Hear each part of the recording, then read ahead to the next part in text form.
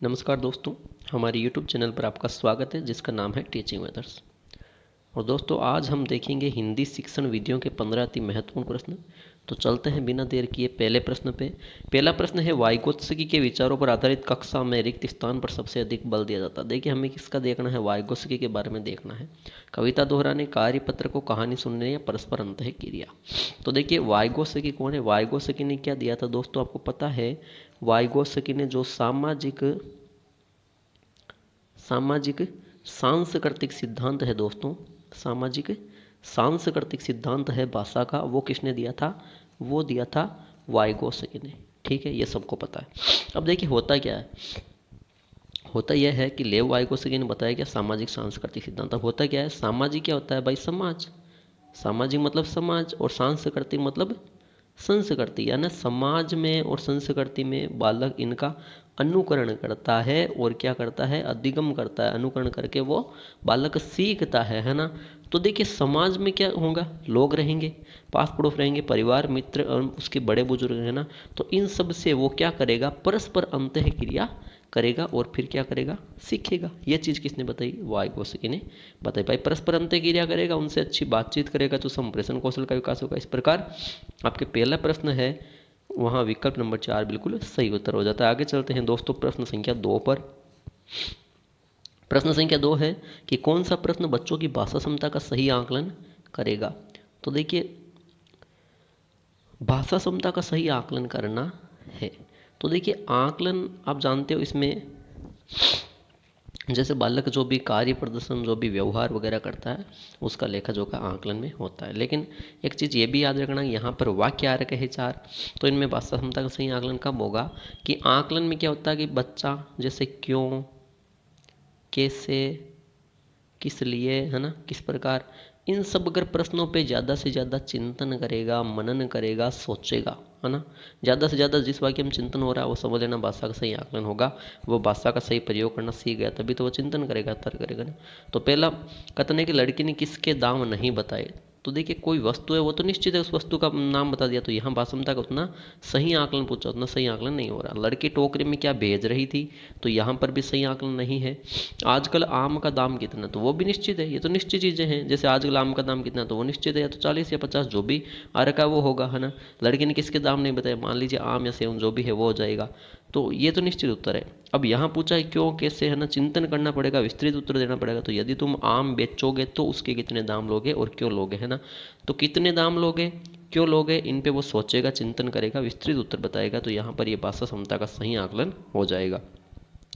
तो दोस्तों प्रश्न संख्या 2 में विकल्प नंबर 3 बिल्कुल सही उत्तर हो जाता है। आगे चलते हैं प्रश्न संख्या 3 पर। प्रश्न संख्या 3 कह रहा है कि बहुभाषिक और बहुसांस्कृतिक कक्षा में, देखिए कक्षा कौन सी है, बहुभाषिक, यानी बहुत सी भाषाएं और बहुत सी यहाँ संस्कृति जो है उनको महत्व देना। तो कक्षा में क्या करें, तो देखिए विकल्प नंबर 4 पे चलेंगे सीधा, बच्चों की मातृभाषा का ही सदैव प्रयोग करना। देखिए केवल मातृभाषा का ही प्रयोग करेगा तो बहुभाषिक है, तो बहुभाषिक यानी बहुत सी भाषाएं, तो वहाँ पे तो सभी भाषाओं को करना होगा, ये गलत चीज़ हो गई। और बच्चों की मातृभाषा का प्रयोग वर्जित होना चाहिए, तो ये कथन गलत हो गया। वर्जित कर देंगे तो बिना मातृभाषा के दूसरी भाषा सीखेगा ही नहीं। फिर है बच्चों को केवल मानक भाषा के प्रयोग के लिए पुरस्कृत करना चाहिए, बच्चों ने मानक भाषा बोल दी इसके लिए उन्हें पुरस्कृत करना चाहिए, तो ये गलत है।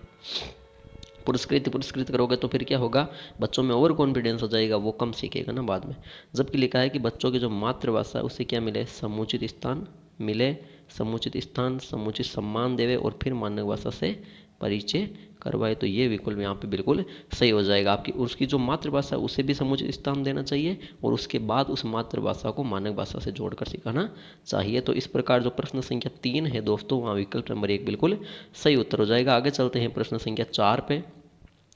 दोस्तों प्रश्न संख्या 4 है कि बच्चों की भाषा संबंधी, याद रखना भाषा संबंधी है क्या है, कर्मिक प्रगति है, उसका रखना क्या है, लेखा जोखा। ये चीज़ें ध्यान रखना ना, भाषा संबंधी कर्मिक प्रगति का लेखा जोखा रखना। तो ये किससे संभव है, पोर्टफोलियो, लिखित परीक्षा, उत्तर पुस्तिका या मौखिक परीक्षा। तो देखिए मौखिक परीक्षा में तो क्या होगा कि बच्चे को जो प्रश्न पूछा जाएगा उसने मुख से उत्तर दे दिया, वो मौखिक हो गई।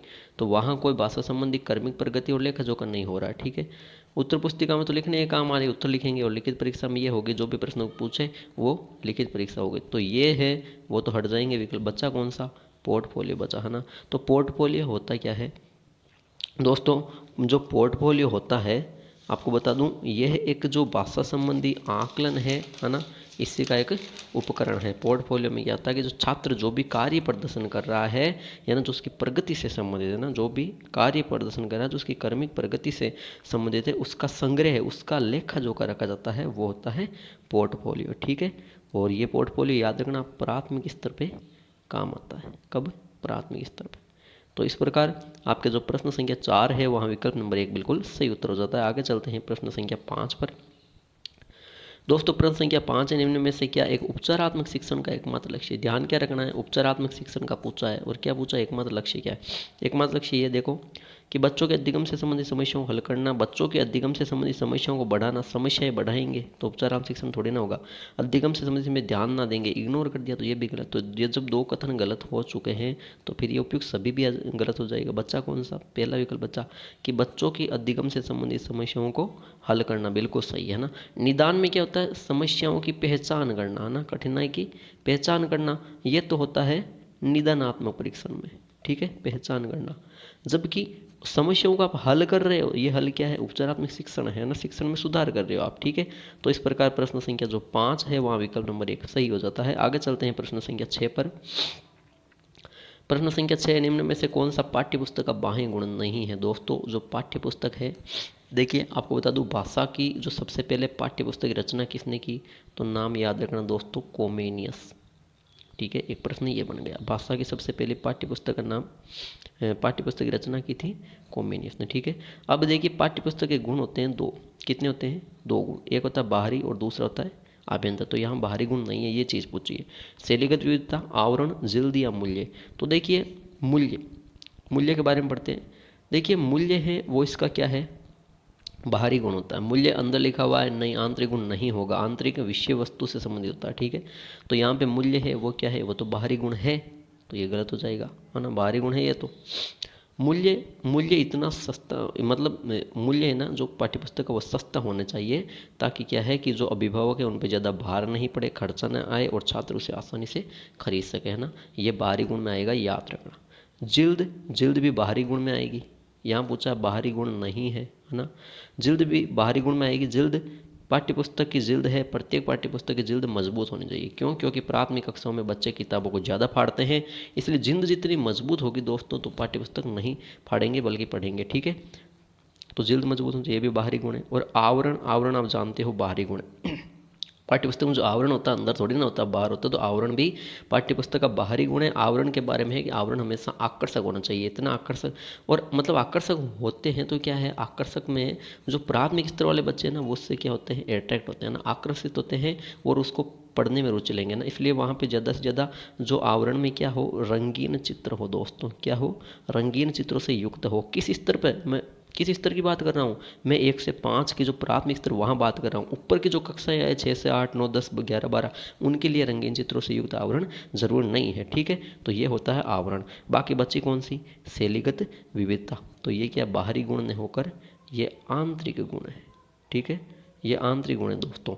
शैलीगत विविधता होती क्या है? शैली कि प्रत्येक पाठ्यपुस्तक में आप जानते हो विभिन्न विधाएं होती है। जैसे विभिन्न विधाएं कौन सी? प्रत्येक पाठ्यपुस्तक में जैसे कविता भी आती है, पाठ्यपुस्तक कविता का भी पाठ आता है, आपको पता है ना, कविता का भी आएगा। ऐसे नहीं कि कोई पाठ्यपुस्तक उसमें 15 पाठ है तो 15 कविता या कहानी किसी एक के, नहीं, कविता के भी पाठ होंगे, कहानी के, गद्य पद्य दोनों होंगे, नाटक के भी पाठ होंगे, सारी चीज़ों की ये विधाएं होती है ना। और आप जानते हो प्रत्येक विधा में शैलीगत विविधता होनी जरूरी है ना, होनी चाहिए। जैसे मान लीजिए आपने कविता का पाठ ले लिया, है ना, एक कविता का पाठ आपने पाठ्यपुस्तक में चूज किया है। उस कविता में देखिए जो ये कविता है, ये तो क्या है, ये कविता तो विधा हो गई। कविता क्या हो गई? विधा। अब इसमें शैली क्या होती है? शैली जैसे इसमें सभी प्रकार के रस है, जैसे आपके करुण रस है, हास्य रस है, श्रृंगार रस है, रौद्र भयानक रस, ये सारे रस भी उन पाठ में आ जाएंगे ना। वो पाठ दोहा, चौपाई, सवैया, कवित, छंद, इनमें से भी होगा, तुकांत अतुकांत भी होगा, लयात्मक भी होगा, है ना। ये सारी चीज़ें होती है शैलीगत विविधता। इस प्रकार दोस्तों जो प्रश्न संख्या आपके 6 है वहाँ विकल्प नंबर 1 बिल्कुल सही हो जाता है। आगे चलते हैं प्रश्न संख्या 7 पर। दोस्तों प्रश्न संख्या 7 बहुत अच्छा प्रश्न है कि पठन की किस विधि का प्रयोग उच्चारण शुद्ध करने के लिए किया जाता है। देखिए दोस्तों, देखो वे कहो विधि, ध्वनि साम्य विधि, भाषा शिक्षण यंत्र विधि और एक हो जाती है आपके अक्षर बोध विधि। चारों की जो चारों विधियां हैं वो किसकी विधियां हैं? पढ़ने की विधियां हैं, वाचन की विधियां। ठीक है, लेकिन यहाँ पूछा है कि उच्चारण शुद्ध करने के लिए किसका प्रयोग किया जाता है। तो देखिए जो अक्षर बोध विधि है, केवल अक्षर का ज्ञान करवाया जाता है। सबसे प्राचीन विधि है पठन की, है ना। जैसे इसमें अक्षर का बोध किया जाता है कि बच्चों ये क्या है, बच्चे बताएं के है, ये क्या है, मैं है, ये क्या है, ले है ना। तो फिर क्या बनेगा, कमल बनेगा। कमल शब्द सिखाना तो वो बताएंगे कि भाई ये क है, ये मैं है और ये ले है ना। इस प्रकार ये आता है अक्षर बोध विधि में, ठीक है। देखो वे कहो विधि, तो ये हट जाएगी। देखो वे कहो विधि में श्यामपट पर कोई भी शब्द लिख देता है शिक्षक और फिर बच्चा उसको देख के उच्चारण करता है, नहीं कि उच्चारण शुद्ध, अब जरूर नहीं वहाँ उच्चारण शुद्ध होगा, है ना, वो कुछ भी बोल सकते हो। तो देखो और कहना ही है तो गलत है। ध्वनि साम्य में समान ध्वनि वाले शब्द सिखाए जाएंगे, जैसे काम, नाम, दाम, राम, है ना, ये शब्द सिखाए, ये समान ध्वनि वाले शब्द सिखाए जाते हैं, तो ये भी गलत है। बच्ची कौन सी, भाषा शिक्षण यंत्र विधि, बिल्कुल सही होता हो जाता है ना। भाषा शिक्षण यंत्र विधि या जिसे भाषा प्रयोगशाला विधि कहेंगे। अब एक चीज ये भी देखिए, जो अक्षर बोध विधि है, ध्वनि साम्य विधि है और देखो वको विधि, ये प्राथमिक स्तर के लिए, जबकि भाषा शिक्षण यंत्र विधि है ना, ये आती है आपके 6 to 8 उच्च प्राथमिक स्तर ना, क्योंकि भाषा प्रयोगशाला वही करेंगे। और भाषा प्रयोगशाला विधि में भाषा शिक्षण यंत्र विधि, ये कि नाम, इसका मुख्य उद्देश्य क्या है, उच्चारण शुद्ध करना इसका मुख्य उद्देश्य है दोस्तों, याद रखना, ठीक है। इसमें lingua phone, tape recorder, microphone या वीडियो रिकॉर्डर, ये सारे जो उपकरण है वो काम में ले जाते हैं। मान लीजिए टेप रिकॉर्डर का उदाहरण ले लिया ना, उसमें पहले क्या करेंगे, जो भी बालक बोलेंगे उनकी रिकॉर्ड को, उनकी आवाज़ को रिकॉर्ड करेंगे, फिर उनको पुनः सुनाएंगे, ताकि भाई कौन से शब्द, कौन से वाक्य में उन्होंने अशुद्धि की है और अशुद्धि में सुधार कर सकेंगे। ये होती है भाषा शिक्षण यंत्र विधि, ठीक है दोस्तों। तो इस प्रकार जो प्रश्न संख्या आपके 7 है, वहाँ विकल्प नंबर 3 बिल्कुल सही उत्तर हो जाएगा। आगे चलते हैं प्रश्न संख्या 8 पे। प्रश्न संख्या 8 कह रहा है, कोसलों के स्थानांतरण में अभिक्रमित अनुदेशन का कौन सा प्रकार उपयोगी है। वेरी इंपॉर्टेंट क्वेश्चन है दोस्तों। कोफलों के स्थानांतरण में देखिए प्रश्न भी ये है ना, और मेरे को लगता है कि ये आपके यानी कि बहुत से ज़्यादा बालकों के ये प्रश्न गलत होने वाला है ना। बहुत ही इसका लेवल है, गजब का है इस क्वेश्चन का दोस्तों, 8वें प्रश्न का, कि अभिक्रमित अनुदेशन का प्रकार तो आप जानते हो 3 होते हैं, रेखीय, साक्य और अवरोही, ठीक है। ये संप्रेषण अनुदेशन इसका प्रकार नहीं है, इसको हटा दो। अब देखिए रेखीय अनुदेशन BF स्किनर ने दिया था, ठीक है। साक्य दिया था नॉर्मन क्राउडर ने, और जो अवरोही है इसे बोलते हैं मैथेटिक्स, अभिक्रम अनुदेशन भी बोलते हैं, ये दिया था गिलफर्ड ने दोस्तों, ठीक है। मैथेटिक्स अनुदेशन है। तो देखिए जो अवरोही अनुदेशन है इसका प्रयोग किया जाता है दोस्तों कौशलों के स्थानांतरण में, यानी कि एक कौशल आप सीखे हुए उसका वापस ज्ञान का उपयोग करना चाहते हैं, उसी कौशल का आप दूसरे किसी कार्य में प्रयोग करते हैं, वो कहते हैं कौशलों का स्थानांतरण, जो अवरोही अभिक्रमित अनुदेशन से संभव होता है। इस प्रकार जो प्रश्न संख्या 8 है वहाँ विकल्प नंबर 3 बिल्कुल सही उत्तर हो जाएगा। आगे चलते हैं प्रश्न संख्या 9 पे। प्रश्न संख्या 9 है दोस्तों, व्याकरण अनुवाद विधि की विशेषता कौन सी नहीं है। एक और अच्छा प्रश्न आ गया है यहाँ पे आपके, वेरी इंपॉर्टेंट क्वेश्चन आ रखा है एक और, कि व्याकरण अनुवाद विधि तो है लेकिन विशेषता कौन सी नहीं है। ऐसे ही प्रश्न आएंगे, 4 कथन आएंगे, आपको लगेगा कौन सा सही नहीं है, कौन सा सही है ना। तो देखिए व्याकरण अनुवाद विधि प्रथम और द्वितीय भाषा के मध्य अनुवाद प्रक्रिया होती है, बिल्कुल होती है। प्रथम आपकी क्या होगी, मातृभाषा होगी, द्वितीय भाषा आप कोई भी जो सीखना चाहोगे, हिंदी अंग्रेज जो भी है, उनके बीच अनुवाद प्रक्रिया होती है, तो ये तो इसकी विशेषता है। फिर संस्कृत शिक्षण में भी उपयोगी विधि है, बिल्कुल है, संस्कृत शिक्षण में भी ये उपयोगी विधि होती है ना। यानी कि हिंदी में जो ये विधियाँ चलती है वहीं संस्कृत में चलने वाली है, और संस्कृत आप देख लेना, आप पढ़े भी होंगे कि संस्कृत शिक्षण में ये व्याकरण अनुवाद विधि है, उससे वहाँ पे भंडारकर विधि भी इसका नाम है, डॉक्टर रामकृष्ण गोपाल भंडारकर इसको लेके आए थे। तो संस्कृत शिक्षण में भी ये विधि बिल्कुल उपयोगी है। फिर तीसरा कह रहे हैं कि इसमें पहले द्वितीय भाषा का व्याकरण पढ़ाया जाता है। पहले क्या पढ़ाया जाता है, द्वितीय भाषा का व्याकरण पढ़ाया जाता है, ये भी बात सही है ना। यानी कि ऐसा याद मत रखना, इसमें पहले प्रथम भाषा का ही व्याकरण, जैसे मान लीजिए प्रथम भाषा आपके मातृभाषा होगी तो वहाँ मातृभाषा का व्याकरण पहले नहीं पढ़ाकर जो द्वितीय भाषा उसका व्याकरण पहले पढ़ाया जाता है, ठीक है। ये याद रखना आप, वेरी इंपॉर्टेंट तथ्य है, ये फैक्ट है, ठीक है। इसके अलावा भाषण कौशल को अत्यधिक महत्व दिया जाता है, बहुत ही अच्छा प्रश्न बना है ये भाई, ये भी वेरी इंपॉर्टेंट है। अगर पूछ लिया आपको कि ऐसा प्रश्न आ गया व्याकरण अनुवाद विधि में किस कौशल को महत्व दिया जाता है, तो भाषण कौशल को अत्यधिक महत्व है। बोलने को थोड़ी ना दिया जाता, व्याकरण का अनुवाद करे तो बोलना थोड़ी ना है, वहाँ पे पठन और लेखन जो कौशल है इनको ज़्यादा महत्व दिया जाएगा, तो ये चीज़ भी आप याद रखना। बहुत अच्छा प्रश्न है। इस प्रकार दोस्तों प्रश्न संख्या 9 में विकल्प नंबर 4 बिल्कुल सही उत्तर हो जाएगा। आगे चलते हैं प्रश्न संख्या 10 पे। दोस्तों प्रश्न संख्या 10 है कि प्रयोजना विधि का पहला सोपान है। प्रयोजना विधि है ये दोस्तों, प्रयोजना विधि के जनक कौन, किलपैट्रिक है। प्रतिपादक कौन पूछे तो प्रतिपादक जॉन डीवी है, जो किलपैट्रिक के गुरु थे, ठीक है। प्रयोजना विधि में होता क्या है कि बालक स्वतंत्र सक्रिय रहकर कार्य करते हैं, है ना, प्रयोजना पर कार्य करते हैं, और इसमें ये चीज़ याद रखना, इसका मुख्य उद्देश्य है कि जीवन की यथार्थता से संबंधित ही समस्याएं दी जाती है, जो अपने आसपास समस्याएं होती है, समाज में होती है, वो चीज़ इसमें दी जाती है। तो इसका पहला सोपान पूछा है, मैंने पहले भी जो वीडियो है डिस्क्रिप्शन में लिंक दे रखे हैं, उनका आप देख लेना उन वीडियो को, उनमें पता चल जाएगा कि मैंने ये चीज़ बहुत बार बताई है कि सोपान से संबंधित सारी वीडियो के सोपान याद कर लेना। कितने सोपान है, एक तो उनकी संख्या याद कर लेना, ठीक है, सोपान कितने हैं, एक उनमें ज़्यादातर मोस्ट आप प्रथम याद कर लेना, एक अंतिम याद कर लेना, ठीक है, और जो जितने भी सोपान हैं उन सोपानों के नाम याद कर लेना।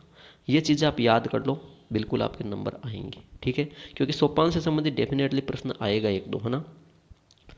तो देखिए अब इसमें प्रायोजना विधि के पहले तो मैं बता दूं 6 सोपान है। कितने सोपान है दोस्तों, 6 सोपान है ना।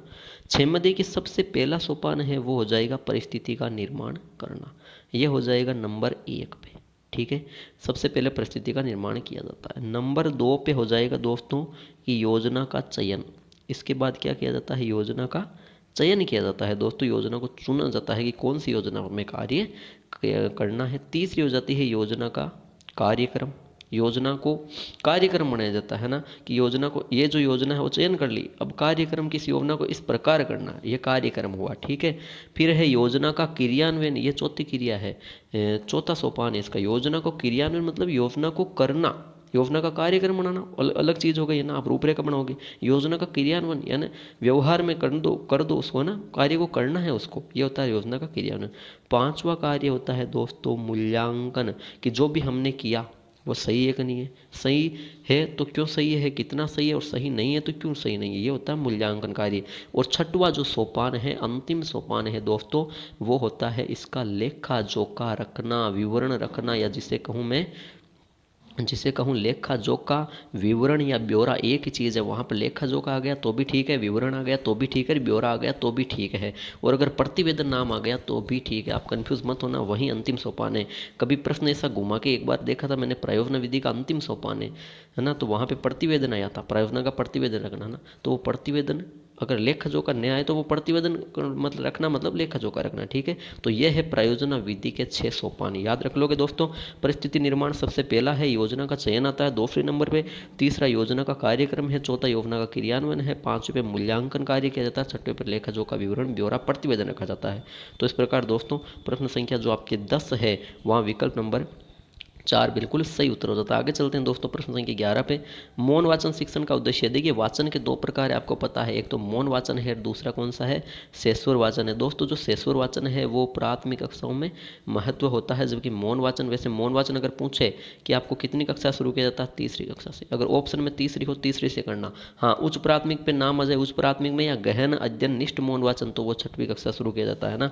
मौन वाचन होता क्या है कि मन ही मन में बिना होठ हिलाए वाचन करना है, तो इससे क्या होगा, मौन वाचन का मुख्य उद्देश्य याद रख लो दोस्तों, अर्थ ग्रहण करना, ठीक है, क्या करना, अर्थ ग्रहण करना है ना मौन वाचन का। ऐसा नहीं कि जो पढ़ लिया वो कुछ नहीं, नहीं अर्थ ग्रहण भी करो साथ साथ, तो अर्थ ग्रहण करेंगे, मौन वाचन पढ़ेंगे, मनन शक्ति सोचने की शक्ति का विकास होगा, और तार्किक योग्यता तर्क करने की चिंतन करने की योग्यता का विकास होगा, यानी उक्त एक व दोनों सही है ना, कोई नहीं होगा। तो इस प्रकार जो प्रश्न संख्या 11 है दोस्तों वहाँ विकल्प नंबर 3 बिल्कुल सही उत्तर हो जाएगा। आगे चलते हैं प्रश्न संख्या 12 पे। प्रश्न संख्या 12 है कि हस्तलिपि का खराब होना अधूरी पढ़ाई की निशानी किसने कहा। हस्तलिपि यानी हाथ से लिखी हुई चीज़। लिपि क्या होती है, लिपि होती है दोस्तों की भाषा की लिखित अभिव्यक्ति, या भाषा की जो लिखित भाषा की लिखित अभिव्यक्ति कह दो वो भी लिपि सही है, या जो लिखित भाषा है उसके जो चिन्ह होते हैं, संकेत प्रतीक होते हैं, उनको भी लिपि कहा जाता है। तो अगर ये खराब हो गई, आप लिखना खराब कर रहे हो, तो वो अधूरी पढ़ाई है। ये कथन किसने कहा, महात्मा गांधी जी, डॉक्टर राधाकृष्ण, स्वामी विवेकानंद, या कोठारेय। दोस्तों ये महात्मा गांधी का कथन है, जो देश के राष्ट्रपिता बापू जी थे उनका कथन है, महात्मा गांधी जी का। उन्होंने ये डेफिनेशन, उन्होंने ये परिभाषा दी है कि हस्तलिपि का खराब होना अधूरी पढ़ाई की निशानी है, ठीक है दोस्तों। तो इस प्रकार आपके प्रश्न संख्या 12 है वहाँ विकल्प नंबर 1 बिल्कुल सही हो जाता है। आगे चलते हैं प्रश्न संख्या 13 में। प्रश्न संख्या 13 होता है फ्लैनल बोर्ड किससे बना होता है, प्लाईवुड, लकड़ी, मेसोनाइट बोर्ड या उपयुक्त सभी। तो दोस्तों फ्लैनल बोर्ड है वो प्लाईवुड का भी होता है, लकड़ी का भी होता है, मेसोनाइट बोर्ड का भी होता है, यानी उपयुक्त सभी यहाँ पे बिल्कुल सही हो जाता है। पढ़ते हैं फ्लैनल बोर्ड क्या होता है। फ्लैनल बोर्ड किस प्रकार की सामग्री है, पहली चीज़ दृश्य सामग्री है, ठीक है, ये पहली चीज़ हो गई। बनता किस किस से है, ये दूसरा प्रश्न यहाँ पे बन गया। एक ही प्रश्न में से देखिए फायदा यह है कि कितने प्रश्न बन रहे हैं, आपको क्लियर हो रही है सारी चीज़ें। फ्लैनल बोर्ड दृश्य सामग्री है, प्लाईवुड लकड़ी मेसोनाइट का होता है, किया क्या जाता है? तीसरा प्रश्न, इस पे होता क्या है? चित्र प्रदर्शित किया जाता है दोस्तों, चित्र प्रदर्शन ना, यानी कि लकड़ी, प्लाईवुड या मेसोनाइट का बोर्ड होता है, उस पर गोंद से ना चित्रों को चिपकाया जाता है, चित्रों को प्रदर्शन करके फिर समझाया जाता है, तो वो होता है फ्लैनल बोर्ड। ठीक है दोस्तों, तो प्रश्न संख्या 13 पे आपके विकल्प नंबर 4 बिल्कुल सही उत्तर हो जाता है। आगे चलते हैं दोस्तों प्रश्न संख्या 14 पे। दोस्तों प्रश्न संख्या 14 है कि उच्चारण सुधारने का कार्य किन कक्षाओं में करना चाहिए? प्राथमिक, माध्यमिक, उच्च माध्यमिक या उच्च कक्षाओं में? तो आपको पता है प्राथमिक स्तर 1 से 5 है ना, ये क्या होती है? ये विद्यालय जीवन की शुरुआत होती है, विद्यालय जीवन की नींव कही जाती है, और अगर नींव मजबूत हो गई तो जो बाकी का भविष्य है, माध्यमिक, उच्च माध्यमिक है ना, उच्च कक्षा, ये अपने आप मजबूत होगा। तो प्राथमिक स्तर का आपने पढ़ा होगा, मुख्य उद्देश्य होता क्या है? उच्चारण सुधारने का कार्य होता है ना, उच्चारण सुधारना आप यहीं सुधार सकते हो। आपने देखा होगा कि कभी कोई 6वीं से 8वीं में बालक आपने पढ़ाया होगा इंटर्नशिप के दौरान, तो देखा होगा कि 6वीं से 8वीं में जो भी बालक पढ़ता है उसको सही पढ़ना नहीं आता, उसका उच्चारण गलत है, तो क्या उस स्टेज पर आप, उस स्तर पर आप उच्चारण सुधार सकते हो? नहीं सुधार सकते ना, उच्चारण सुधारने कार्य प्राथमिक होता है। ठीक है दोस्तों, इस प्रकार जो प्रश्न संख्या 14 है वहाँ विकल्प नंबर 1 बिल्कुल सही उत्तर हो जाता है। आगे चलते हैं दोस्तों प्रश्न संख्या 15 पे। प्रश्न संख्या 15 है, आज का अंतिम प्रश्न है, मौन वाचन कहाँ नहीं किया जा सकता है? देखिए मौन वाचन का प्रश्न आया, कहाँ नहीं किया जा सकता है, कौन सा स्थान उपयुक्त नहीं है? विद्यालय में, विद्यालय में बिल्कुल मौन होकर पढ़ा जा सकता है, सही है ये तो। पुस्तकालय में, तो पुस्तकालय में भी बिल्कुल मौन वाचन होके ही पढ़ा जाता है। आप लाइब्रेरी अभी ज्वाइन कर रखी होगी बच्चों ने, तो उनको पता है पुस्तकालय और वाचनालय एक ही चीज़ है। पुस्तकालय मतलब पुस्तकों का आलय, और वाचनालय मतलब जहाँ वाचन किया जा सकता है वो आलय है ना, तो एक ही चीज़ है। तो यहाँ पे क्या, यहाँ पे मौन वाचन किया जा सकता है दोस्तों। जबकि अभिनंदन सभा क्या होती है? अभिनंदन होता क्या है? अभिनंदन कहते हैं अभिवादन, यानी कि किसी की प्रशंसा, है ना, किसी के कार्यों की प्रशंसा, या जिसे कहूँ सराहना, आप देख लेना इसका अर्थ यही होता है, सराहना या प्रशंसा ना। ये सराहना या प्रशंसा करने के लिए जो सभा या जो समारोह आयोजित की जाती है उसे अभिनंदन सभा कहती है। और वहाँ पे अगर प्रशंसा सराहना करनी है तो हमें क्या होगा? मन ही मन में बोलेंगे क्या वहाँ मंच पे? नहीं, वहाँ पे हमें तो बोलना पड़ेगा, है ना, तो वहाँ मौन वाचन है उपयुक्त नहीं होता। इस प्रकार अभिनंदन सभा यहाँ सही हो जाता है। तो दोस्तों प्रश्न संख्या 15 में विकल्प नंबर 2 बिल्कुल सही उत्तर हो जाता है। तो दोस्तों ये थे आज के हिंदी शिक्षण वीडियो के बहुत ही महत्वपूर्ण प्रश्न थे, इसलिए वीडियो देखना नहीं भूलें दोस्तों। आशा करता हूँ कि ये वीडियो आपको बहुत ही अच्छा लगा होगा, और जो डिस्क्रिप्शन है उसमें टेलीग्राम की लिंक है, वहाँ पे आप इसकी PDF भी प्राप्त कर सकते हो। तो दोस्तों हमारे जो ये वीडियो है इसको ज़्यादा से ज़्यादा शेयर करना, लाइक करना, और कमेंट बॉक्स में ये ज़रूर कमेंट करना कि आपके कितने प्रश्न सही हो रहे हैं, और हमारे यूट्यूब चैनल को सब्सक्राइब भी कीजिए। ठीक है दोस्तों, धन्यवाद।